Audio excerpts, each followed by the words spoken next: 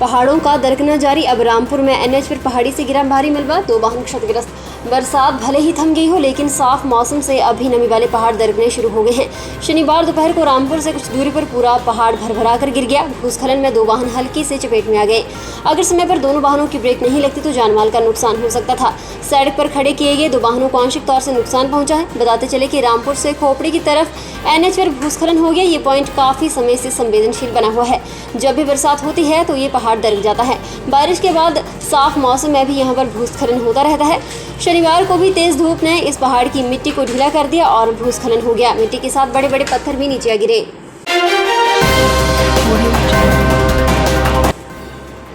संतोषगढ़ ऊना मार्ग पर नगड़ा के पास सड़क किनारे खड़े टैंकर से टकराई बाइक, 2 लोग हुए घायल।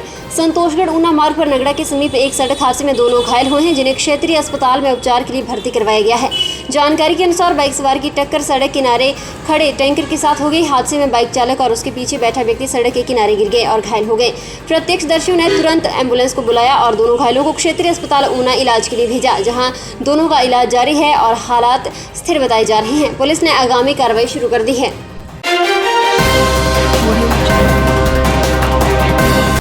हिमाचल प्रदेश में 2 दिन भारी बारिश का अलर्ट जारी।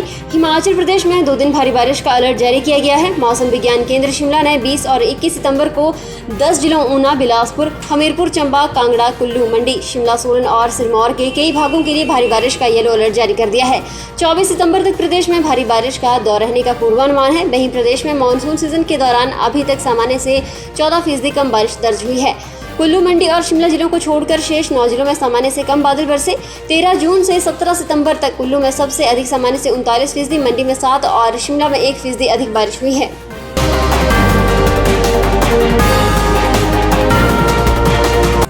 राष्ट्रीय उच्च मार्ग 5 4 दिन बाद यानी कि करीब 76 घंटे बाद वाहनों की आवाजाही के लिए हुआ बहाल। हिमाचल प्रदेश के किन्नौर जिले के चौरा पुल के पास अवरुद्ध राष्ट्रीय उच्च मार्ग 5 4 दिन के बाद वाहनों की आवाजाही के लिए बहाल कर दिया गया है। नेशनल हाईवे प्राधिकरण, सीमा सड़क संगठन, JSW और लोक निर्माण विभाग ने 52 घंटों की कड़ी मशक्कत के बाद बीती रात करीब 12 बजे हाईवे को बहाल किया। यातायात ठप होने से किन्नौर, काजा और स्पीति के हजारों लोगों को भारी परेशानियों का सामना करना पड़ा। वहीं जिले के सेब बागवानों के साथ साथ किन्नौर, काजा और स्पीति के प्राकृतिक सौंदर्य को निहारने पहुंचे पर्यटकों को दिक्कतें झेलनी पड़ी। हाईवे बंद होने से सेब सहित मटर की फसल सड़ने की कगार पर पहुंच चुकी थी। अब किसानों, बागवानों और स्थानीय लोगों ने राहत की सांस ली है। भूस्खलन से राष्ट्रीय उच्च मार्ग पर चौरा और निगुलसरी की तरफ दोनों और वाहनों की लंबी लंबी कतारें लगी रही। नेशनल हाईवे प्राधिकरण के एक्सेन KL सुमन ने कहा कि करीब 52 घंटों की कड़ी मशक्कत के बाद हाईवे को बहाल कर दिया गया है।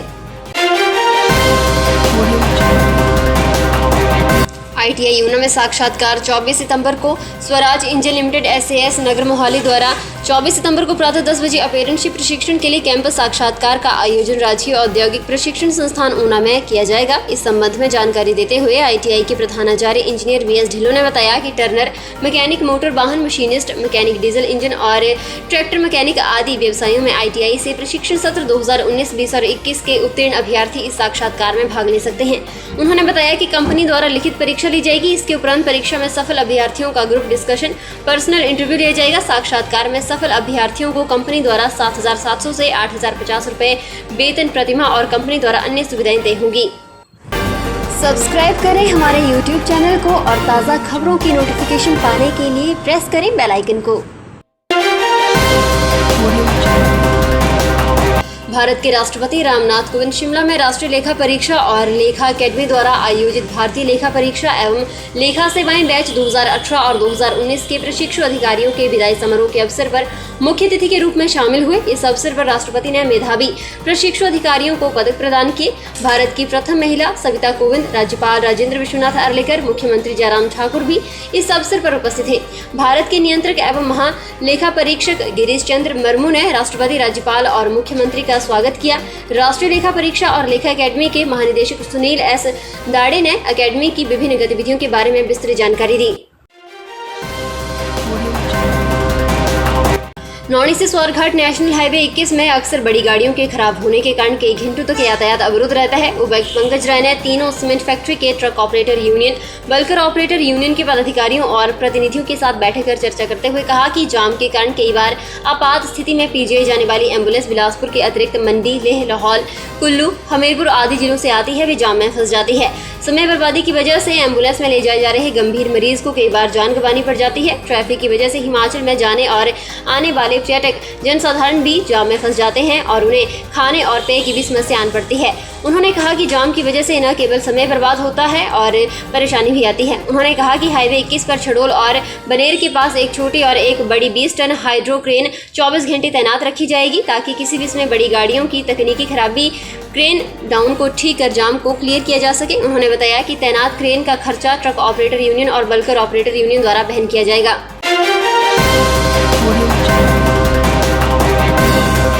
क्षेत्रीय रोजगार अधिकारी शमी शर्मा ने जानकारी देते हुए बताया कि Samsung display Noida private limited V1D sector 81 phase 2 Noida द्वारा पुरुषों के लिए अप्रेंटिस के 100 पदों के लिए होने वाले साक्षात्कार के समय में बदलाव किया गया है।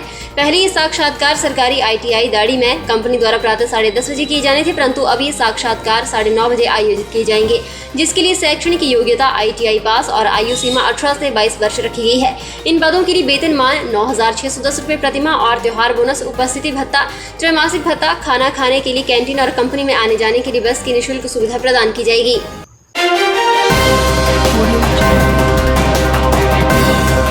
ऊना के बचत भवन में एकल नारी शिकायत निवारण बैठक का आयोजन किया गया, जिसकी अध्यक्षता उपायुक्त ऊना राघव शर्मा ने की। बैठक में लगभग 70 एकल महिलाओं ने भाग लिया। उपायुक्त ने कहा कि एकल नारी कृषि सहकारी सभा घलुवाल एकल महिलाओं के लिए सराहनीय कार्य कर रही है। उन्होंने कहा कि माता चिंतपूर्णी ट्रस्ट के माध्यम से संबल योजना के अंतर्गत शिक्षा सहायता का प्रावधान है, जिसमें 51,000 रुपए की राशि का प्रावधान है। इसके अतिरिक्त माता चिंतपूर्णी ट्रस्ट के माध्यम से आशीर्वाद योजना संचालित की गई है, जिसके अंतर्गत गरीब और अनाथ बच्चों का नर्सिंग प्रशिक्षण जैसे कोर्स का खर्चा उठाया जा रहा है। इसके अलावा माता चिंतपूर्णी ट्रस्ट द्वारा नवजीवन योजना चलाई गई है, जिसके तहत महिलाओं को प्रशिक्षण के लिए फीस देने और स्वरोजगार के उपकरण के लिए अनुदान देने का भी प्रावधान है।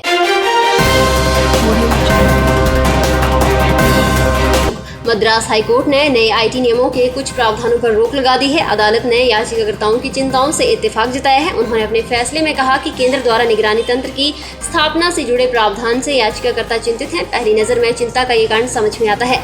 इसमें मीडिया की आजादी पर अंकुश की संभावनाएं नहीं समझी जा सकती हैं। मुख्य न्यायाधीश संजीव बनर्जी और जस्टिस BD आदिकेशवलु ने ये टिप्पणी की। इसके साथ ही 9वें IT नियम के उपबंध 1 और 3 पर अगले आदेश तक के लिए रोक लगा दी है। कोर्ट में दक्षिण भारत संगीतकार TM कृष्णा और 13 मीडिया संस्थानों के डिजिटल न्यूज पब्लिशर एसोसिएशन ने याचिका लगाई है। इनमें नए IT नियमों की संवैधानिक वैधता को चुनौती दी गई है।